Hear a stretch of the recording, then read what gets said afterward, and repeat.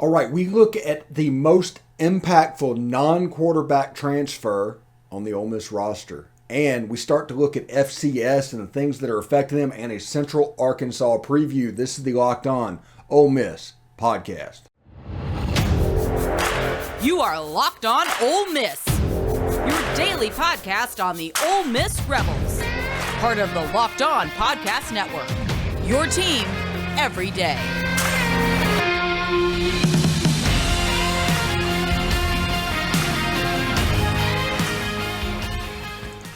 All right, welcome to the Locked On Ole Miss podcast. I am your host, Stephen Willis, and thank you very much for joining us. And thanks for making the Locked On Ole Miss podcast your first listen every day. We are free and available on all platforms, including YouTube. So do us a favor, subscribe to the YouTube channel.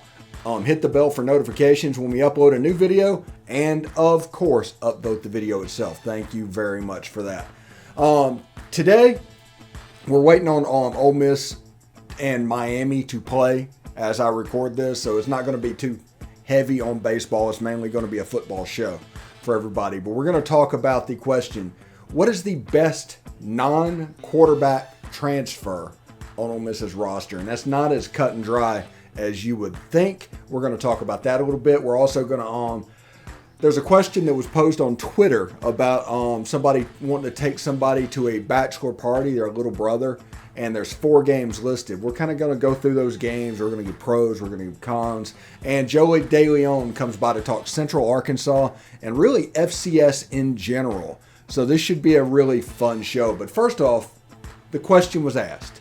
The most impactful non-quarterback transfer is. And I started thinking about it first nationally. You know, you would have like the Jordan Addisons and all that. You would have Jahmyr Gibbs. You'd have Zach Evans. You would have potentially Michael Trigg come in there. And that's just offensively. Now, on the defensive side of the ball, Kari Coleman and Ashim Young were Freshman of the Year players in 2020 in the Big 12. They were the co-defensive Freshman of the Years. You have the defensive lineman from Georgia Tech. You have the linebacker from Central Michigan, Troy Brown. Darius Tennyson. There's so many impactful players that could impact this roster. So you start to think, it's like, which will be the one that will stand out? Which will be the one that will make basically your visit worthwhile?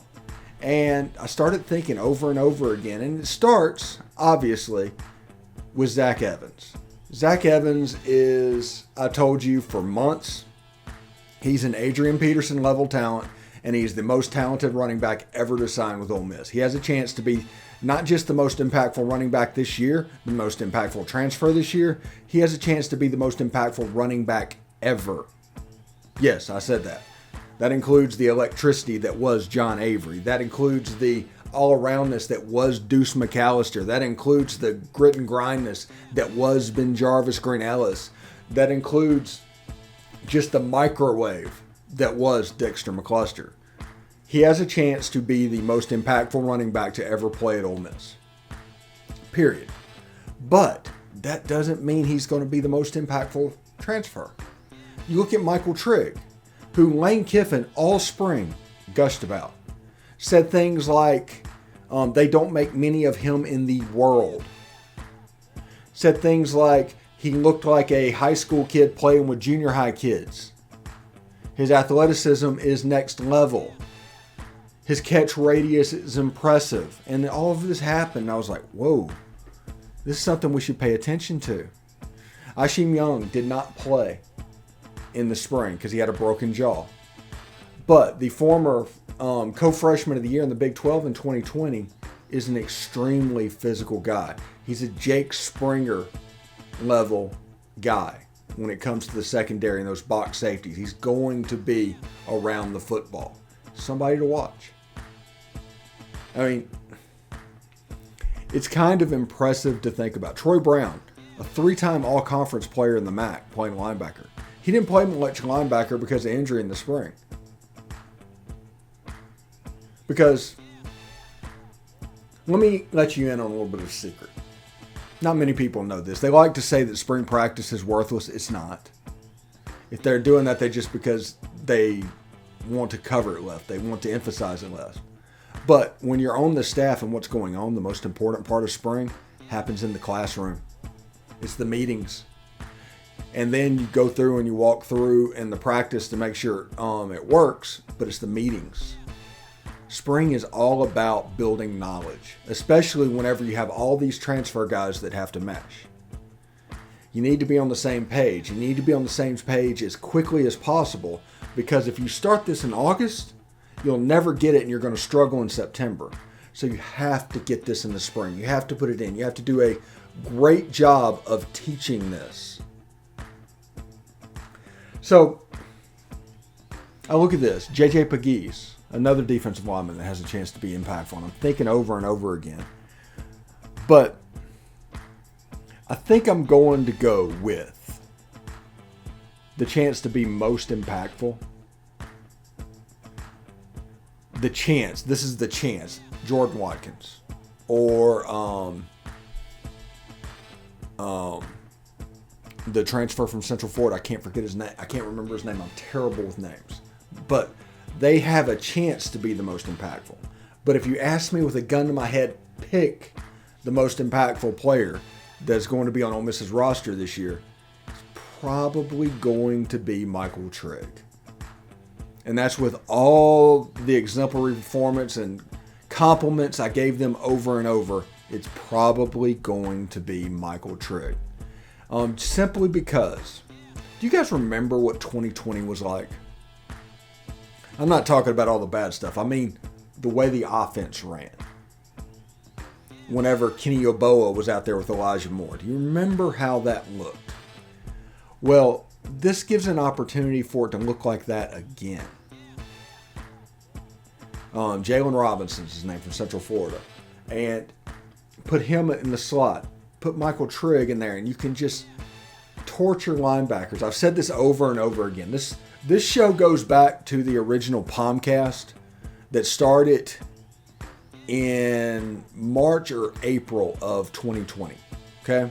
We started with a Boot Camp the Offense segment about the Lane Kiffin offense. And that involved the Kendall Briles stuff and the Charlie Weiss stuff. We looked at both of them. The offense didn't change much, if at all, really. There's a little bit of concepts at it, but it is what it was. So, we've been talking about this for a long time. The purpose of this offense and the reason we run this offense is to torture linebackers. You want them to take that false step. You want any hesitation you can get, because you can work tight ends behind the linebackers. You can work a slot below the linebackers. You have the run game threat. It's like a three-way option for linebackers in this offense. So Jaylon Robinson and Michael Trigg working with those linebackers with Zach Evans in the backfield. Nobody talks about how big of a situation this is right now. We've improved the talent at running back. The running back room is better than potentially it's ever been. The only one that I think would be close would be the year they had Deuce and Joe Gunn. I think it was like 98 or 99 or something like that. Maybe 99. When they went down to Baton Rouge and ran for about 400 yards that year. But we've improved the talent level. We even got a player drafted. Snoop Connor went to the Jaguars. We improved the talent level. And don't overlook Quinshon Judkins or Kentrell Bullock. Just going to tell you that right now. Do not overlook them. So you mix that weaponry in that room with an inside wide receiver and tight end room that has a chance to be Trigg and Jaylon Robinson, or Jordan Watkins, or Jaden Knox. Any of those three, and you have a chance to. Remember, this offense is 80% run between the hashes. I mean, you have some options outside there, but it's designed for these RPOs because that's where the conflict players are. And the tight end and the slot receivers are always going to be the most important point receiving. Now, Lane Kiffin likes shot plays. He likes double moves. He likes to keep safeties honest. So he will throw over the top. You need to be able to make big plays, but you also need to block. Because I do think this team is going to be 65% run. So the blocking of Michael Trigg, the blocking of Jaylon Robinson, Jordan Watkins. There's a bunch of Jalen Knox showing up that sounds real similar. That's going to be a big deal. So I think the biggest part of this team moving forward, most impactful transfer will be Michael Trigg. I think Michael Trigg has a chance to be all SEC, and that's mainly because Georgia has a chance to run 14 personnel, basically. One back, 4 tight ends, because Eric Gilbert, Brock Bowers, the kid from Vegas, they got some dudes. So Michael Trigg has a chance to kind of step up. And Casey Kelly's good there too. And Hudson Wolf, I know everybody's going to ask about Hudson Wolf. The reason we don't talk about Hudson Wolf is because he has now officially hit the show me portion of the broadcast. We can talk about potential all we want, but if we don't see him on the field, we don't see him on the field. So he needs to get on the field before we start talking about him. Until then, it'll be Michael Trigg and Casey Kelly at the tight end position. BetOnline is your number one source for all your betting stats and sports information. Find all the latest sports developments, news, and odds, including this year's basketball matchup, NHL Hockey Conference Final, Major League Baseball, and of course all the fighting news from MMA and UFC to boxing. BetOnline is your continued source for all your sporting wagering information, including live betting, esports, and more. Head to the website today or use your mobile device to learn more about the trends and actions. You can look online. It pops up all the time here. Ole Miss is 21.5-point favorite week 1 against Troy. You can also look on there in the NCAA futures and see that Ole Miss is projected by them to win in 7. The over-under to be set at 7.5 games. So you can bet on the futures and that. You got all the NFL. The BetOnline does a pretty cool thing. So give them a look. BetOnline, where the game starts.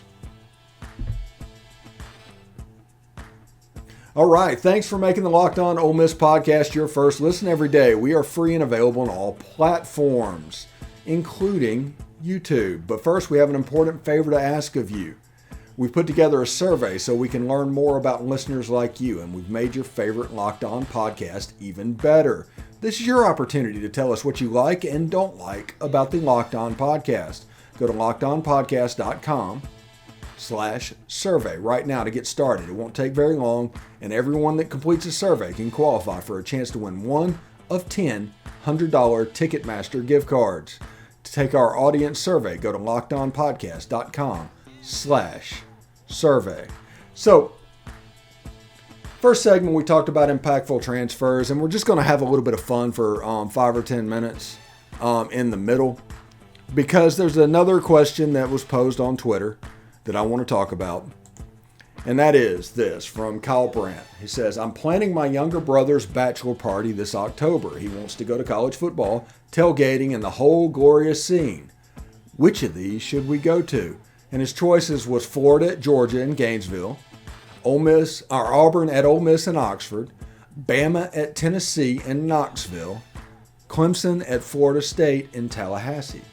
So that's his choice from Kyle Brandt, thinking about a bachelor party coming up. Now, I'm going to be biased on this one and obviously say Ole Miss, but I would eliminate Clemson at FSU right from the beginning. So we're down to 3, so that's gone. And so you're starting to look at the other 3, and it's LSU at Florida. I think that could be a fun game. That's always a weird game. Gainesville is kind of a cool place to be. It's actually about 2 hours away from where I am right now. But it probably will not make the cut. The 2 that I'm looking at from this list is Auburn at Ole Miss and Bama at Tennessee, and it's actually for 2 different reasons. If you want the tailgate scene, the whole glorious thing, Auburn and Ole Miss, absolutely. Go to Oxford, do the Grove, have a lot of fun, meet new friends, dress up nicely, have a great time. But if you want spectacle, if you are looking for something special, and I say this not being the most huge Tennessee fan, and they absolutely hate us, but I am willing to admit this. But if Tennessee is good before this game, That's going to be the key. If Tennessee is, I think that's game 7, if 5-2 or better going into this game.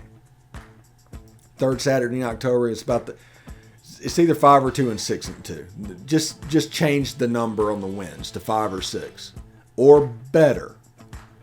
This game has a chance to be the Tennessee Ole Miss game from last year.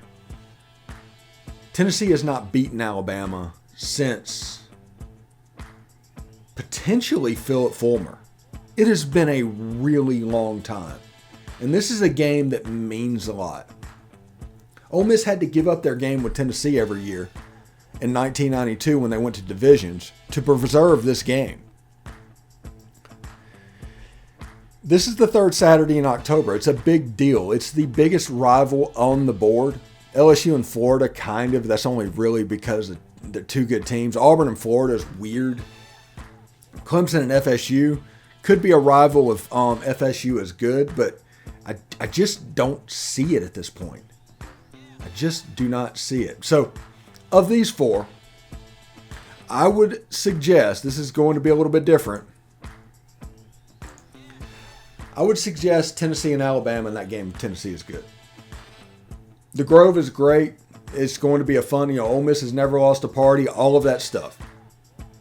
But that game, if Tennessee is good, has a chance to be a special atmosphere. One of those atmospheres that you don't see very often.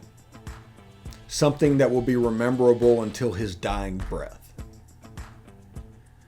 That's the only reason I say that. But if you're just looking for the party, absolutely go to Ole Miss. The Ole Miss-Auburn game, Auburn is owed something from Ole Miss. Last year, Ole Miss's whole wide receiver core and the quarterback got hurt, and they still beat Ole Miss by like a score. So that game potentially kept Ole Miss out of the playoff. So we'll see how it looks. But that is just my opinion of what's going on with that. But I just wanted to point out that tweet a little bit before we get into the FCS stuff, which we are going to do in just a second with Joe Deleone. He's going to tell us all about Central Arkansas and FCS stuff in general. How NIL and the transfer portal is affecting that division, because we always think about the Power 5 and how it affects the top. How's it affecting the middle? That is the question I have. Anyway, don't you love chewy chocolatey brownie? What about caramel brownie with caramel swirled on top? So good. What if I told you can have all the chewy chocolatey deliciousness plus 17 grams of protein? You're in luck, because caramel brownie bars are available at built.com right now. You got to act fast because they're a fan favorite. Forget about dessert. These are better than dessert. Plus, the macros are unreal. 130 calories, 17 grams of protein, only 4 grams of sugar. I would replace a regular brownie with Built Caramel Brownie Bar in a heartbeat. The best part, caramel brownies are covered in 100% real chocolate, like for real. With Built, you don't have to sacrifice taste for healthy. You can have both. So this is what I want you to do. Go to Built.com. Use promo code LOCKED15 to get 15% off your order. Use promo code LOCKED15, all one word, for 15% off at Built.com. All right, thanks for making the Locked On Ole Miss podcast your first listen every day. We are free and available on all platforms. We're also on iTunes. Do not forget to rate and review us on iTunes. You can say whatever you want to say. Just give us a 5-star review. You can talk about how Steve does not know what he's talking about, but his guests are really good. And we have one as such right now, Joe Deleone.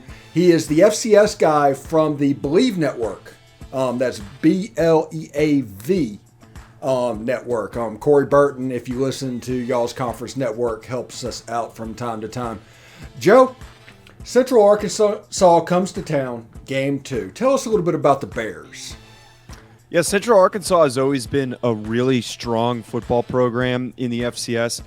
Not one of the more competitive ones in the sense where they're like in a South Dakota State, like a North Dakota State, like a James Madison that is consistently contending for a national title. But for the past couple of years, they have been a really competitive team to the point where they are good enough to compete for the playoffs and the top of their conference. It's worth noting, though, that this team lost multiple key starters, that being Braylon Smith, their starting quarterback, who was there for a very, very long time. They also lost Lawan Winningham, who was one of their star receivers, a guy that would consistently go over 1,000 yards receiving, and as well as Tyler Hudson, who was his partner in crime, opposite of him in that receiver group. That offense is going to look completely different. They're starting from scratch with a transfer from Northern Iowa, Will McElvain, who is going to take over that role, a smaller quarterback. But this is still a quality program that, despite losing those three key starters offensively, will come out and put up a fight. Talk about their offense for a second. What kind of offense do they run? What do they want to do? What is the Central Arkansas way? They're very heavily reliant on the passing game, and having a guy like Braylon Smith help them not only rely on the passing game, but he was very athletic. He was very mobile. You're bringing in Will McElvain, who's a little bit smaller than Braylon Smith, but has those similar traits to move on the run, and then additionally be an additional piece to their offensive rushing attack. The big thing this upcoming year, I don't think they're going to go back to that same approach. They have mostly young guys stepping into those receiver spots, but their best player offensively is Darius Hale, 5'11", 225-pound running back. He is sneaky fast. He is a really, really good accelerator. He hits holes hard, and this is a team I wouldn't be shocked if they really heavily lean on their run game, maybe do some multiple tight end sets, because they know that they can't necessarily trust those younger receivers and a young transfer quarterback. Okay. Let's move over to the defensive side of the ball. What do the Central Arkansas Bears do defensively? Is there anything of note that they're really good at? Yeah, the two best players that stand out to me for that Central Arkansas defense, Logan Jessup, who had 11 tackles for loss last year. He is returning. He is one of the more underrated defensive players in the country. He's going to get all conference nods. Maybe even a preseason All-American nod is certainly possible for a guy like him. And then another guy, Tamorian Wilson, who last year was a freshman, I believe, a big defensive back, led the team in tackles, 6'2", 205. He's somebody who not only is a really good tackler, but a hard hitter as well. He's somebody who can come down, lay the boom on some receivers when they're making some catches. They're going to put a lot of pressure on whoever they're facing, and they're a very aggressive style defense when they go up against opposing offenses. Yeah, and it makes sense. Okay, we're going to change gears real quick. We got our background on Central Arkansas, but we got Mr. FCS on the line with us right now. And my question for you is this name of NIL and transfer portal and all of that. We know how that's being handled at Alabama, at Ole Miss, and up at the very top of the pyramid. How is that affecting FCS right now? One big issue that we're having and we're starting to see, and I think this is the case for weaker Power 5 programs too, is that these large programs, the Alabamas, the USCs, the Oregons, the Floridas, even the Ole Misses, that have these NIL collectives and the money to go out and track guys down and recruit them to come play. Not only are they going after guys that are in the portal, and not only are the most talented FCS players after they have a good season entering the portal to leave, they're also going after and trying to incentivize guys that are already currently still in the portal. To me, I think there's a lot wrong with that. If a guy has not made an intention to leave and he knows he's good enough to receive that value on the market, these guys have agents. They have marketing agents that they know that it is a possibility. If you're going after a guy who's still currently on a roster, I'm not a fan of that from the competitive standpoint. If a guy wants to stay, you don't need to dangle money in front of his face. We actually had on the other show that I do that's a part of the FCS show and my NFL Draft Prospect show are part of the same YouTube channel. And we had Tucker Kraft on, South Dakota State tight end. This is a kid who's going to get drafted. This is a guy who's only a junior, very, very talented. And he told Ryan Roberts, my co-host, on an interview that Power 5 teams were offering him money to leave South Dakota State, despite him not being in the portal at all whatsoever. So that's right now is the biggest challenge, is trying to incentivize kids that come from typically really small Midwestern states like South and North Dakota. And if you're a coach, hoping that they'll not bite on taking that money, because $500,000 is a lot. It's life-changing if there's a possibility that you don't hit on getting a big NFL contract. All right. Well, FCS might be a little bit different. I'm not sure. But FBS is doing away with initial scholarships. to where it just has to hit the 85. That's the only thing that matters is 85 scholarships on your roster. Is the same thing happening at FCS at I think it's 62 or something like that? Yeah, the waters you get in with FCS and part of the delineation between the two, like whenever anyone asks what the differences are, one of the things I bring up is that 65, but the other thing that you're able to do is offer partial scholarships. So like when I played at the University of Rhode Island, I was on a partial scholarship because I was a long snapper. You're not giving a full scholarship to a long snapper. But I don't believe that there's currently anything altering that. A lot of these schools don't even have the money to pay for those full 65 scholarships. So to make adjustments and changes to that, I think that's highly unlikely right now for the FCS. Okay. Well, this is the reason I asked that question, because once the initial scholarships goes away in FBS, what's going to happen is the bottom 10 players on every roster is going to get processed. They're going to get cut. And these are guys that even if they're at Alabama, they probably can't go to an Ole Miss. You're looking at G5, low G5 FCS. And my question is if y'all are prepared for the influx of talent, because I think those players could help an FCS program. And they would be good if they found their level, so to speak. But it's just going to be really interesting because I tell people all the time that anybody that says this is the way this has always been with college football, they don't know what they're talking about because since about 2020, everything has changed. Mm-hmm.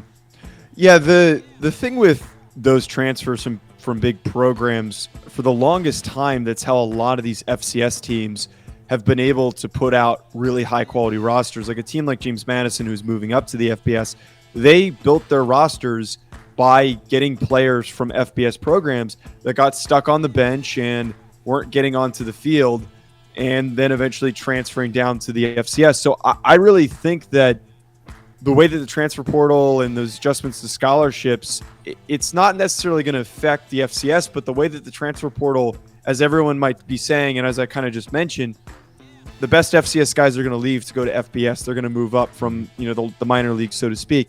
But the flip side of things is the guys that maybe were a 4-star recruit that didn't get the playing time that they wanted and want a fresh start where they know that they're going to play, those guys are transferring down. Those guys are coming for whatever opportunities they can get. Like Quincy Patterson's a really good example. He was at Virginia Tech. He was a 4-star recruit.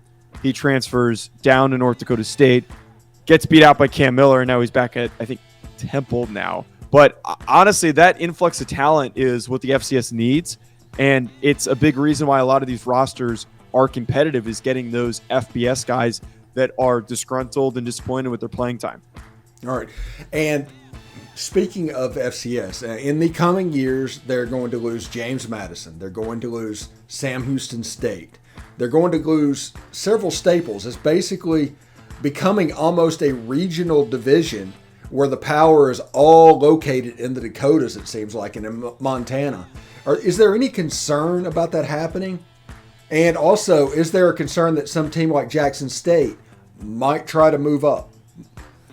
I don't believe Jackson State is a team that will move up because they're an HBCU program that holds values and the traditions of playing in the conference that they play in. The SWAC and the MEAC are the HBCU conferences.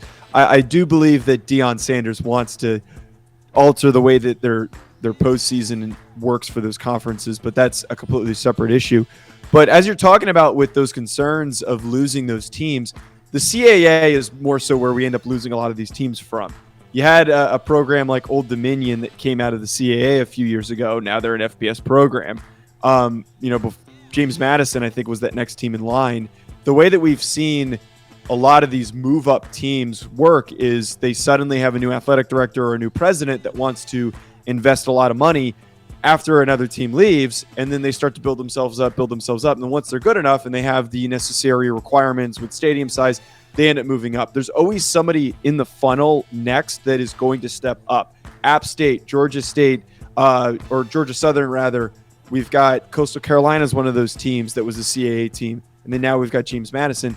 The one thing that we're always going to have, I firmly believe, those South and North Dakota teams and the Montana teams, I don't think they're ever really going to leave where they're at because they know that it is hard to recruit for those programs.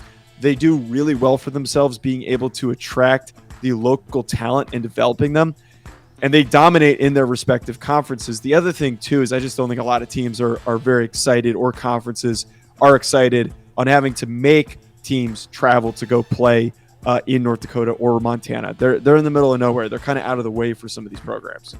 All right, what's going on with the Southland and the WAC? It seems like several Southland teams have gone out to the WAC, and a bunch of people that I used to know in the Southland all of a sudden are out there playing in the WAC, and now Sam Houston's. What's going on with those two conferences? Yeah, there's a lot of reshuffling going on right now with the WAC, and then they just announced that they're going to be doing I guess you'd call it some form of it's an alignment between the ASUN and the WAC. So they're going to be playing for the rights to win those two conferences, because neither conference had enough teams. The Southland's one of those conferences that is, as you mentioned, they're losing teams as well. I think that with these mid to low tier conferences, it's more so the mid tier ones. There's just a lot of shuffling right now. You're losing a lot of teams like Jacksonville State, like Sam Houston, as you mentioned. It's just kind of as we are with teams moving up, there's going to be a lot of redirecting going on, and that's just kind of where we're sitting. Okay. Anyway, Joe Deleone joining us. He's the person, my go-to whenever I want to talk FCS football. He was on here talking about Austin Peay last year, if you watched the show last year. So he has just a plethora of information about it. Is there anything FCS-wise that you'd like to add?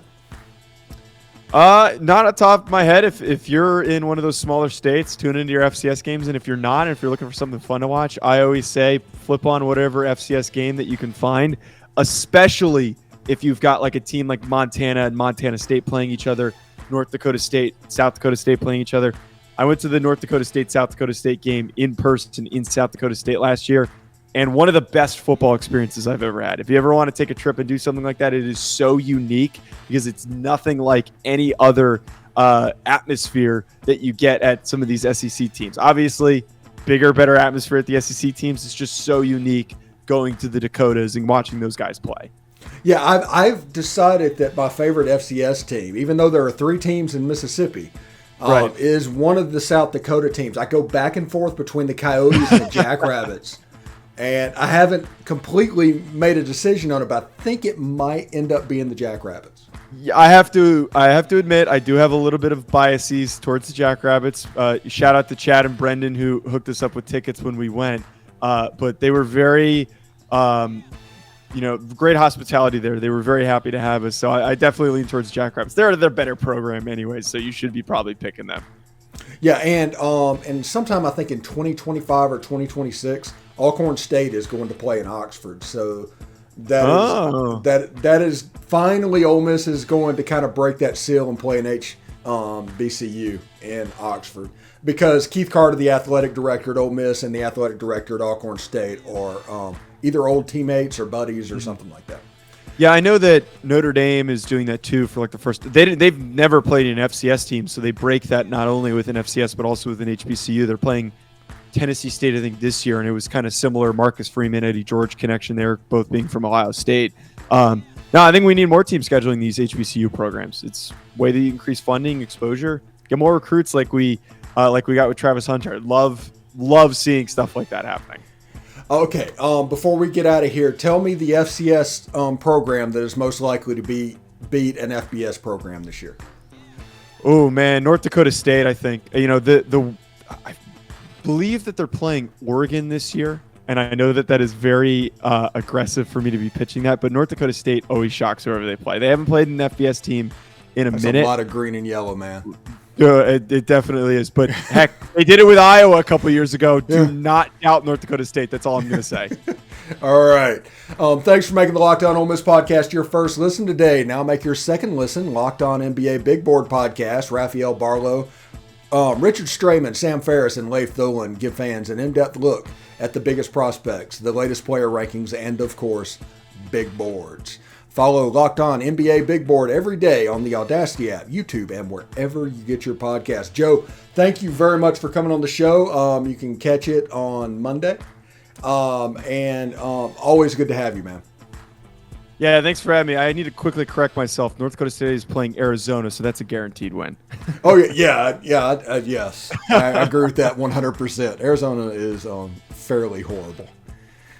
All right, bud. Thanks for stopping by, and we'll talk to you again next year because I'm pretty sure there's an FCS team on the schedule. Of course. Thanks for having me. All right, bud.